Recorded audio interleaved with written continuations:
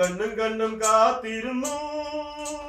മണ്ണിലൊരു പൈതലിനായി കാതോടു കാതോരം കേട്ടിരുന്നു ദൈവപുത്രൻ പിറക്കുമെന്ന്.